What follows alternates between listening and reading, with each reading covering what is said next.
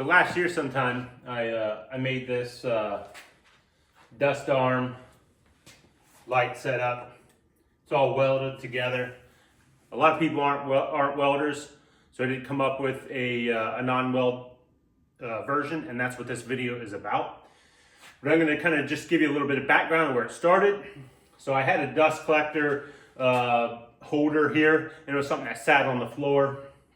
So I always had to move it someplace in the shop. It would get in the way, and I got tired of it. So I came up with this arm, and this arm will basically hold a 4-inch dust hose. And you know, when I want to clean up, the whole thing folds out of the way, or I can rotate it back in close to where the bowl would be. Same with the light. Many of the lights I found were not bright enough. One of them I got, actually, you know, so specifically I had experience with one particular light. The arm was too loose. Dust got inside the lens, so the light was less effective. It wasn't bright enough. If you had a little bit of vibration on your lathe, the whole thing shook or it would kind of wilt.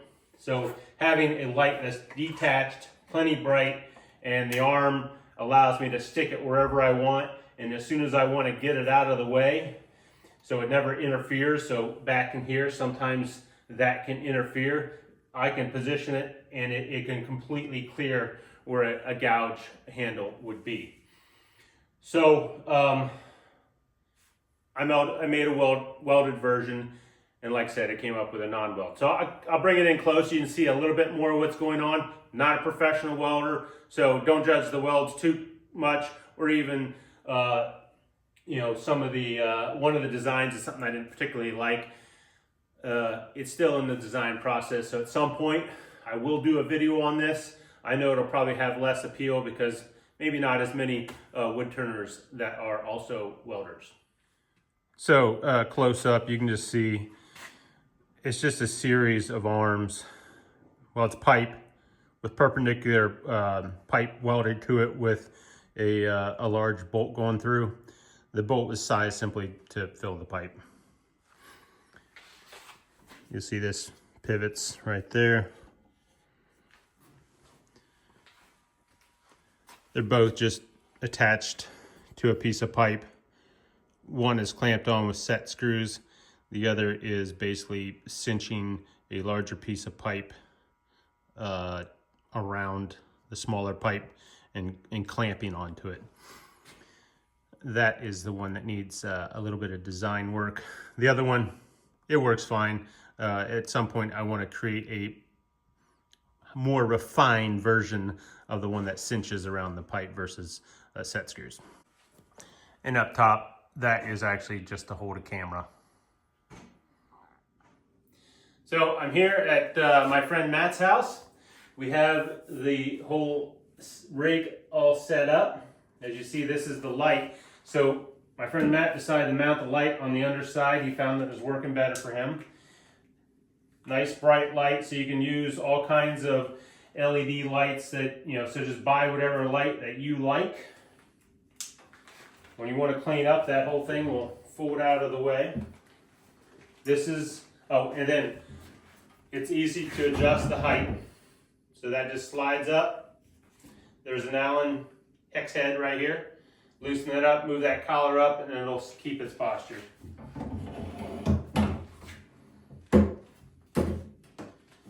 This is the dust arm. So, you know, primarily when I'm using the dust arm, I know some people will use it while they turn, but I find that sometimes your dust collector can get clogged up. I just use it when I sand. So when I'm ready to sand, just pull that thing in close, turn it on, do all your sanding, and when it's time to clean up, all that will fold out of the way. And that can fold way out here. And now you can have plenty of access to get in here without worrying about any kind of stand. So I just wanted to show the entire setup so you can see how it was mounted.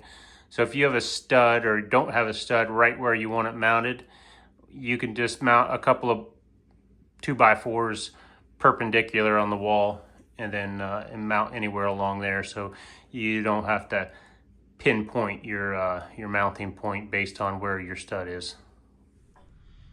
So I'm outside and I'm going to go ahead and cut this 2" by 2" 1/8" wall pipe. I'm doing it outside because I have primarily a wood shop, and we have wood shavings around, so I don't want to catch anything on fire or risk it. I'm going to use a abrasive cutoff saw. This is made by Rigid. I purchased it for $50 on Facebook Marketplace. I had to make a couple of feet because the old ones had decayed, but it seems to work just fine. Got a little rust on it, but for $50 you can't beat it. You don't have to use that. If all you have is an angle grinder, that's all you need. You can either use the steel blade with the carbide grit, or the composite abrasive bits.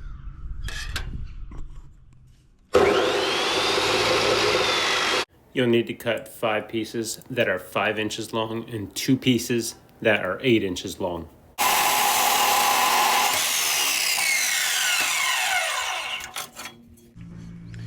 To make it look a little nicer, we're just gonna cut a couple little 45-degree angles on there. This has nothing to do with function, so this is completely optional. Now I'm just gonna eyeball how much.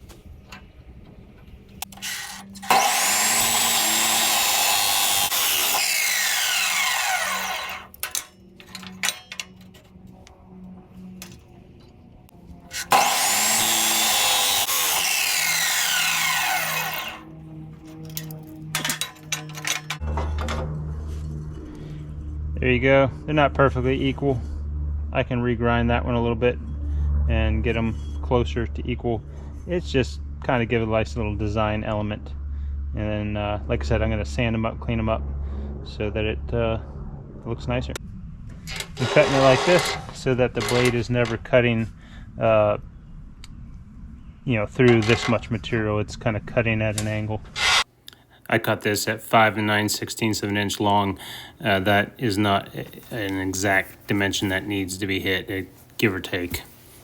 I actually drew my lines on the wrong side, but what I'm going to do is I'm going to draw lines over here, and we're using a small bandsaw, metal cutting bandsaw. I'm going to cut these angles, and then I'm going to have some areas that I have to grind out with an angle grinder.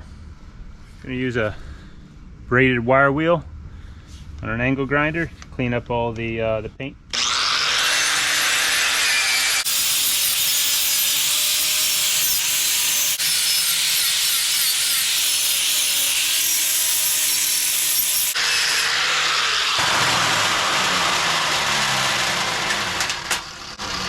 There you go. What I have here is a 1 horsepower belt disc grinder combination. These are ceramic wheels. I'm just gonna kind of equal these things out, roll some of my corners, make sure nothing's sharp.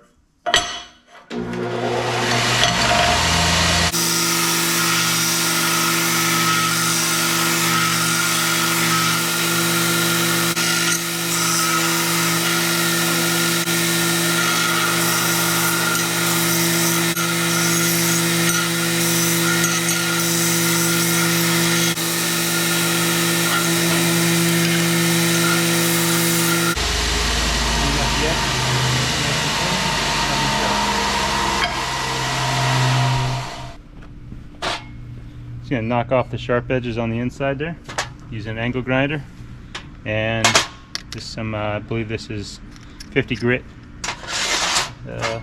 sandpaper. So I've used a compass to draw a circle that is a little bigger than my dust port, so I want this to go into here. Obviously it's not going to wrap it entirely. This just happens to be the size piece of steel that I have.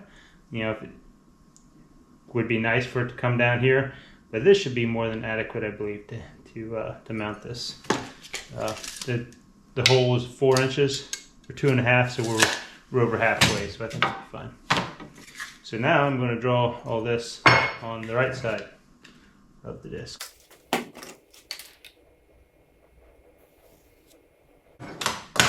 And bandsaw is not going to cut a radius, not in steel, not with a 1/2" bit. So we're doing straight lines. I mean, cut a very small radius.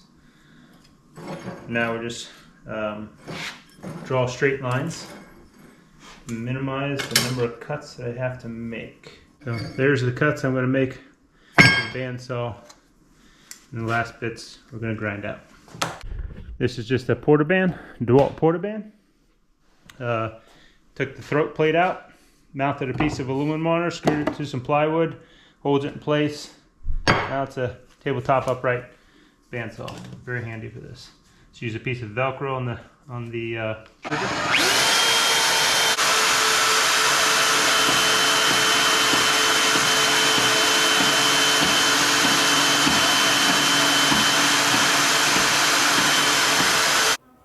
If you have a plasma cutter or a torch, you can cut this a lot faster.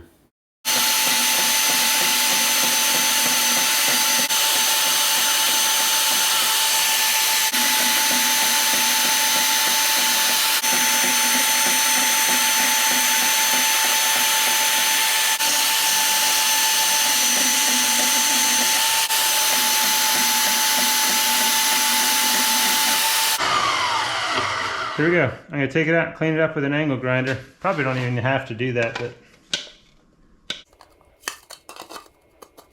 just a little bit. So I'm using a grinding wheel versus sanding discs because I can grind with the nose more easily.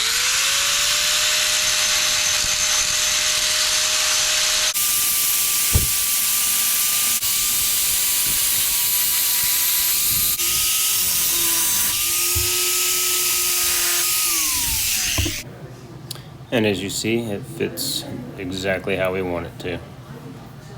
Just to make sure that when I handle this, I don't have to worry about catching a burr anywhere, excuse me. I'm gonna take a band file here. This is a Harbor Freight band file. Not something I need very often, so I, saved a lot of money just buying a Harbor Freight.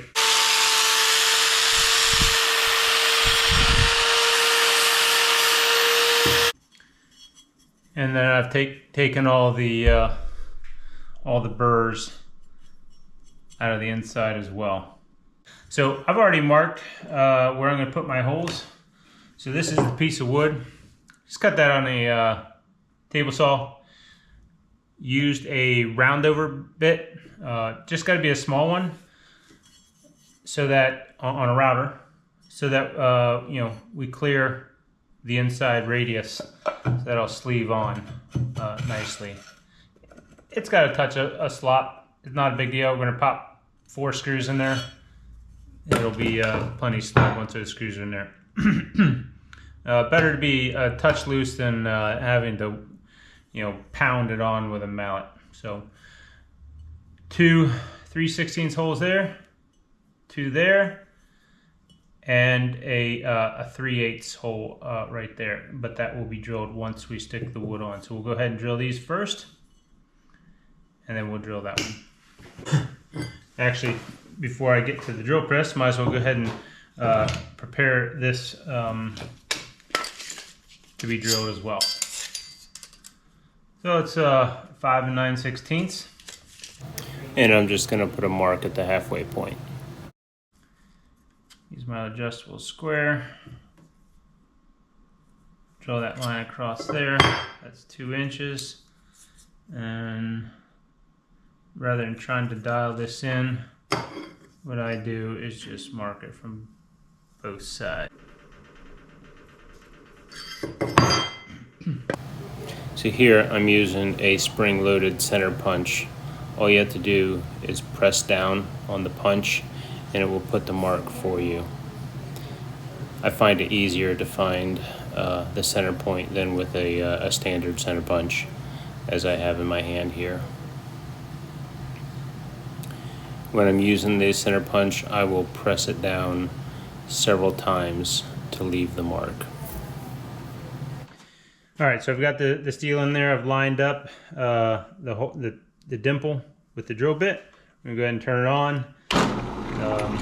Just give it a little dollop of oil. Cutting oil is probably better, but you know, use what you got. All 7 metal collars get 4 holes each, 2 on either side. So when I'm doing the drilling in steel, I make sure I keep the RPMs fairly low. The bigger the bit, the lower the RPMs.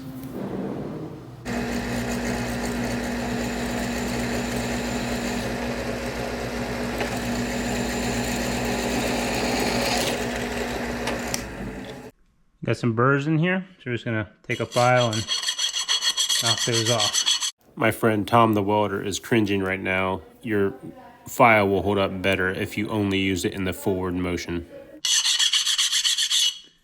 I have a die grinder as well. That would, and you could probably pound these on. And you can see in there, they're gone. All right, so now I'm gonna go ahead and put some of these screws in. This low front one I am going to leave out. I'm using Craig pocket hole screws.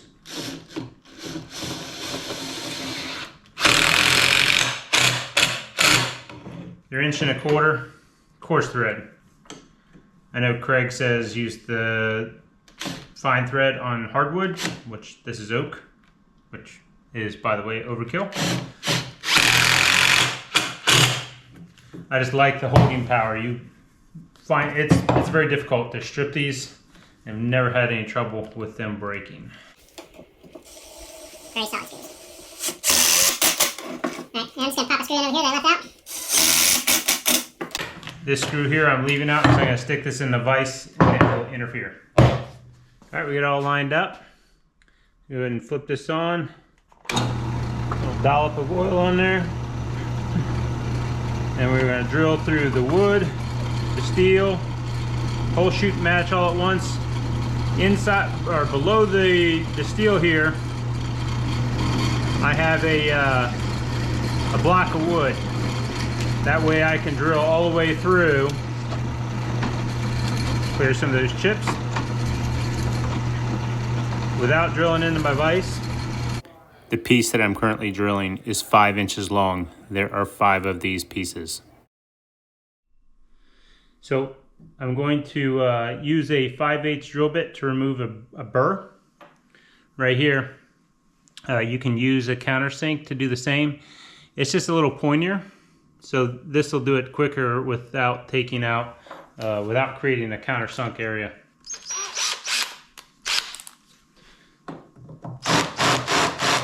Just light pressure.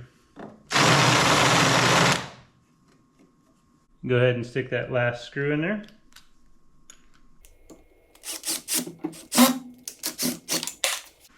Currently we're in amateur hour.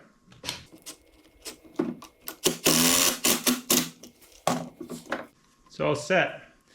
So now I'm going to bring it over to the belt disc sander and give that a sand.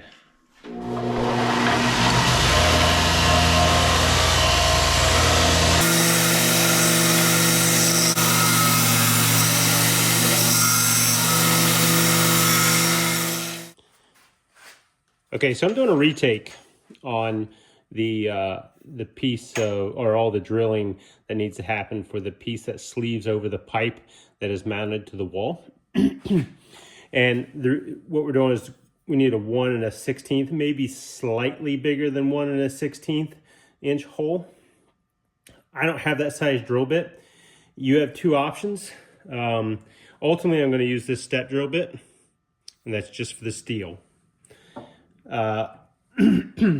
You can either drill a 1 1/8 inch hole as your finished size hole, or you can drill a 1 inch hole and use a die grinder. So I'm going to try the die grinder route, and in the wood I'm just going to drill a 1 1/8 inch hole because it's okay that it's smaller. For starters, just a 3/16 pilot bit there. 1/4 inch bit in here now. So what I'm going to do is I'm just going to drill a hole all the way through. All right, so we're going to start with a 1/4 inch bit and drill hole all the way through. That's going to mark where it needs to be drilled with the wood bit through the piece of wood and the backside of the steel as well. This piece of steel is 8 inches long. You'll need to make 2 of these.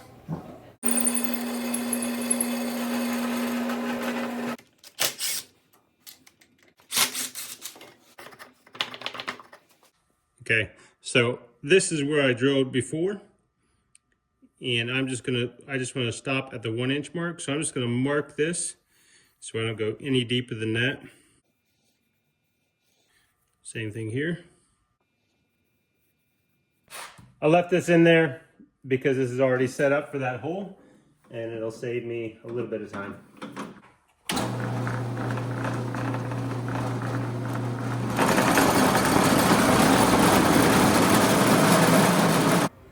You want to be drilling at really low RPMs. Mine are set as low as it'll go, especially as you close in on the 1 inch hole. This is an economy bit from Harbor Freight. It'll get the job done if you just want a one-time use bit.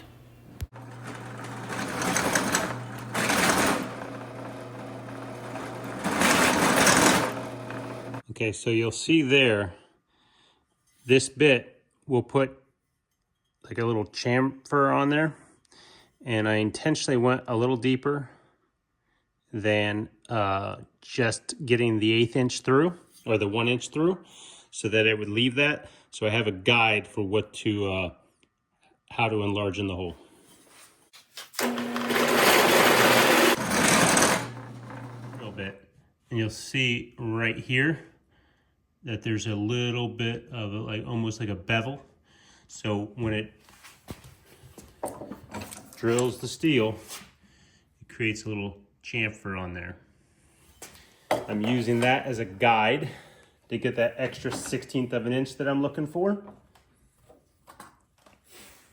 I've used these calipers to see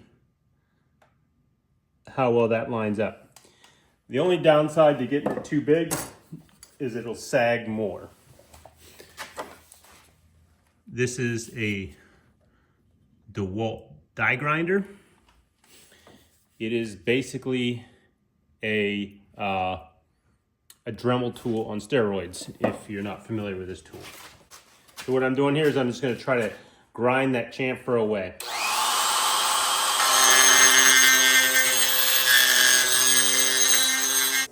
It's important to grind a little at a time rather than making heavy cuts. A heavy cut will create a divot that may cause the bit to grab.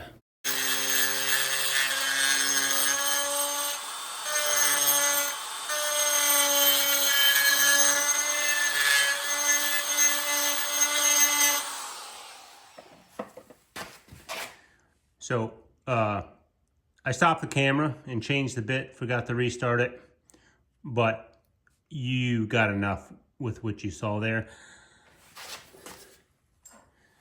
This is the bit I started with here. This is the one I switched to. It's right around 1/2 inch, 7/16 1/2 inch. It just made life a little easier. It is important, you can't go too big, although you probably can't get these carbide cutting bits too large. This is the one I used here. Not too expensive. This is kind of like a comparable to Harbor Freight's premium brand. So not trash, but not premium. And the key is you don't want that bit to be too close to the hole size you're using. So 1 inch hole, 1/2 inch bit. You probably don't want to go any larger, because what can happen is you can get chatter. The thing can grab and start wrapping around and can actually damage your bit, or maybe even something else. So using a bit that's too small, maybe not friendly, but not too big either, because the small bit just likes to dig in too much. And then again, when I was done, I used the calipers. So obviously I stuck the wood block back in there, put the screws in. That thing's ready to sleeve over. Sizing the hole as close to the diameter of the pipe, as the outside diameter of the pipe as possible, is ideal, simply because you won't get as much sag. So the closer the tolerance, the more level it will sit. It just look nicer. It'll work just fine either way. And there you see, the wood hole is a little bigger, which is actually what I wanted. It's going to be riding on the steel.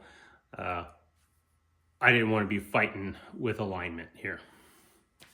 If you have the correct size twist bit, you can drill the whole thing all at once, which would make life a little easier. This is going to be mounted on here just like this. So I need to take the top of that off.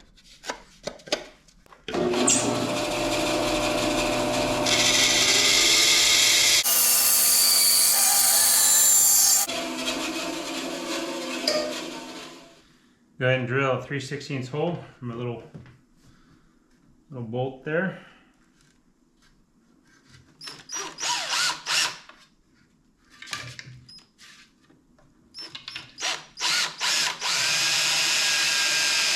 I'm drilling a little closer to my fingers than I probably should, so as you see, I eventually get smart and get a clamp.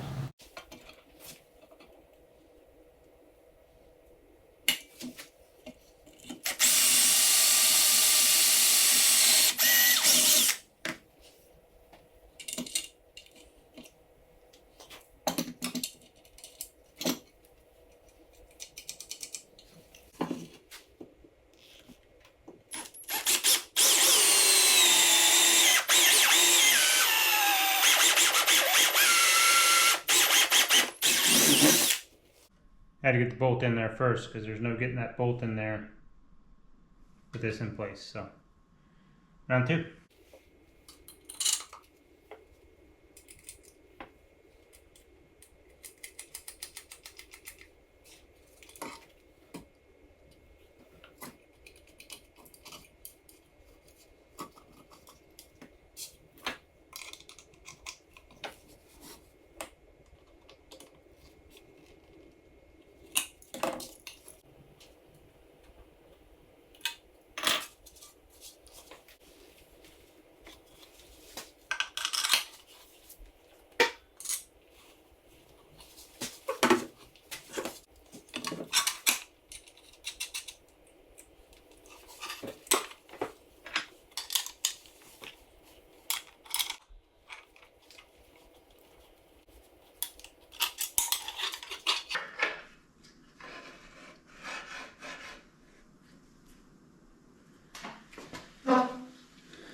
Yes.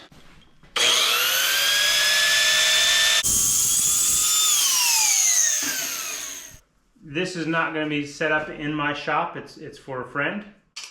So I just have this 2x4 kind of rigged up here so I can show you what we have. So you can have 3 pieces of pipe that you're going to cut out of one piece. This length, I've got it 3.5 inches. Something in that realm. If you want it a little further off the wall, you can make it longer. But this is like a 10-foot piece of pipe. It is called Steel Tech structural galvanized pipe, and the size is 3/4 of an inch, meaning the pipe's actually 1 1/16 outside diameter. The pipe is sized by the inside diameter. It is not water pipe, but it's very similar. In fact, you can make this out of water pipe with one exception. That's this piece right here. You want to be able to slide that up and down on the pipe. So what I've done, this is actually a coupling made to join 2 pieces of pipe. I cut it in half. You can cut it in half with an angle grinder, a hacksaw even. I used a bandsaw. I have a small bandsaw. Cut it in half, sanded the edges off nice and smooth. So it is going to be my stops to hold my fixtures in the posture that I want them. So you can get the same thing in water pipe. It's going to be threaded. This is not threaded. It's a set screw. So that gets mounted to the bottom. I'll go ahead and do that now.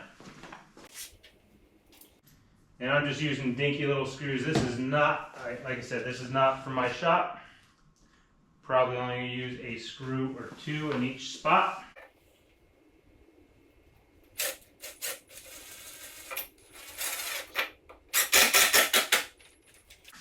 That's good enough right there. My Allen key in there. Tighten it. I do not feel like I need to get crazy because this is just going to be here for a little bit. So just going to snug it up. You know, once you put this where you want it, it's probably not a bad idea to stick a little Loctite. So that's one arm. Your couplings cut in half.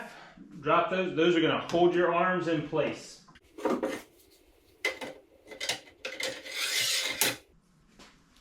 Alright, so that's all we need sleeved on there. You can add more, you know, if you want a higher light, you know, for the outside. The lengths of your wood are going to be determined by where your mounting points are in relation to your lathe.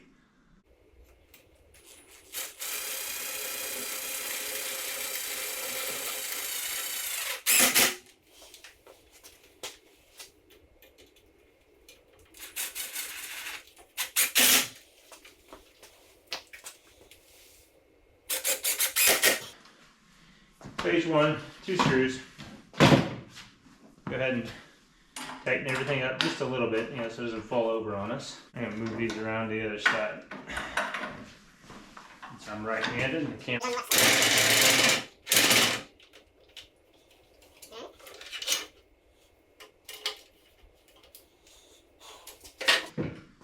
Find that your dust collector is going to be low down. Lower.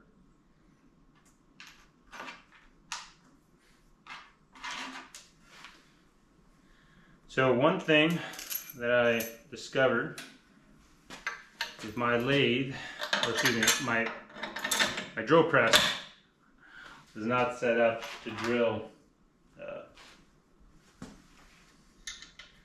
at 90 degrees. So I just have 3/8 bolts there. So I have a little bit of an alignment issue. It is not really affecting the function of this, so I'm not going to fix it. But, you know, not a bad idea to check that before you start into this project. And I would say you're definitely probably going to want to drill stuff with a drill press. I'm sure it could be done without. There that is. Articulating arm to connect to your, you know, this pivots.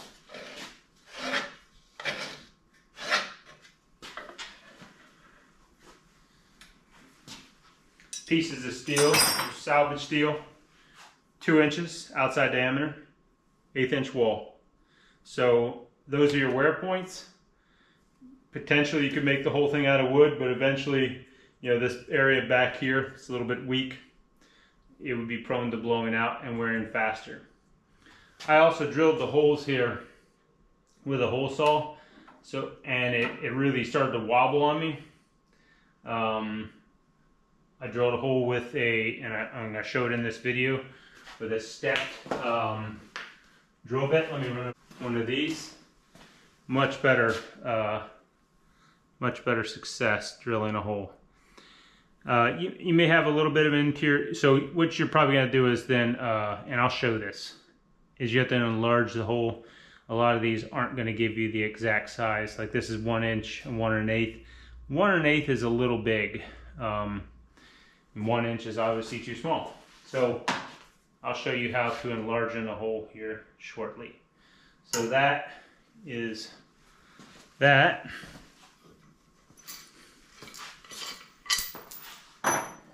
Now the light.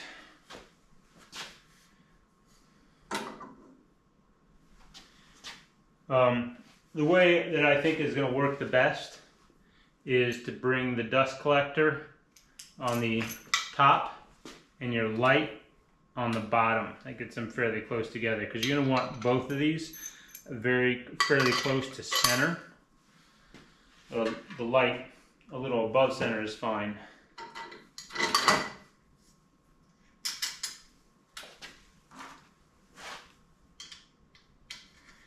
But for the ease of assembly for this video, I'm just going to stick them both on top since I don't have an extra set of hands. And these aren't even tightened down, I just stuck that on there. I did tighten that one down.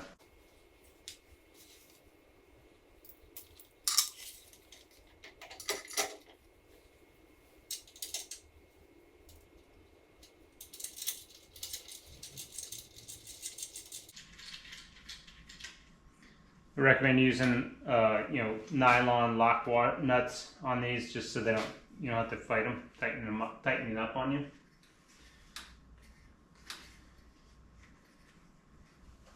So there you have it. Your light, pivot out, shoot it right inside your bowl. You know, obviously it's too high right now, but I don't even have a lathe here, so. All the way back out of the way to the wall. Your dust collector, same thing. Get that right out there to where your lathe is. And there it is. Hope you guys enjoy the video. If you did, please like and subscribe. Hope to catch you on the next one.